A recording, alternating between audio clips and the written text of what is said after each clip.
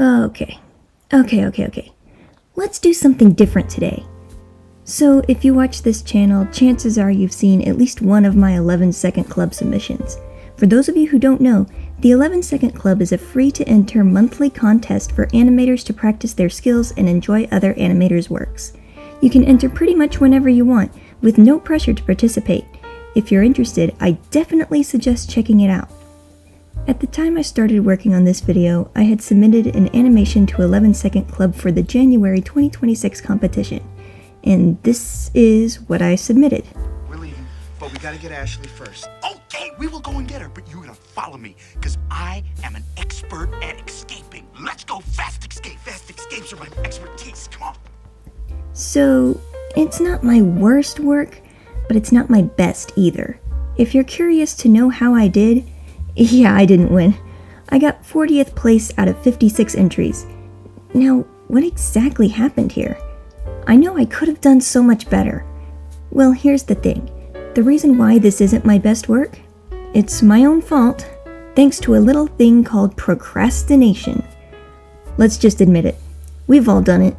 We put off something for some reason, and by the time we actually get around to doing it, it's either too late or barely on time.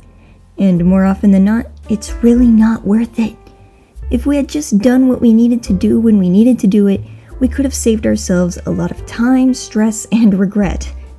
Why do so many of us do this to ourselves? Why do we put ourselves through this kind of stress? Well, likely most of the time, whatever we're putting it off because we don't want to do it. Or maybe we want to do it, but there are other things we'd rather do. Or maybe we want to do it, but we don't think we'll meet our own expectations for it.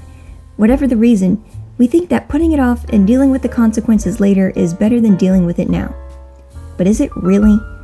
Well, I guess it depends on the situation, but I'd say more often than not, procrastinating is not worth it.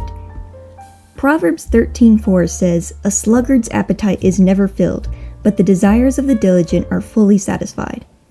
You know that feeling you get when you finish a hard or boring, but necessary or rewarding task? This feeling of relief and satisfaction washes over you, like a weight being lifted off your shoulders, right? You might even feel proud of yourself, or at least feel good about yourself. It's a good feeling and it makes the task you did worth it. If I had spent more time working on my 11-second club submission, starting earlier than I did and not putting it off to do other things, I may or may not have done better in the competition, but I would have definitely been much more satisfied with my work. Perhaps we should all strive to be more diligent, to stop putting things off that need to be done today. But how do we do that? How do we stop procrastinating? Well, the first and best thing to do would be to pray about it. God is the very image of diligence, and if you pray for it, He will help you to be more diligent. But you can't just sit around and expect God to suddenly make you more diligent. He expects you to do your part. Find your motivation to keep going, despite your desire to procrastinate. Maybe you promise yourself some kind of reward for when you're done, and only when you're done. Or maybe you work best when under pressure, so you get someone you can rely on to check in on you and make sure you're not slacking. You could start with the smaller projects and move up to the bigger ones, or vice versa.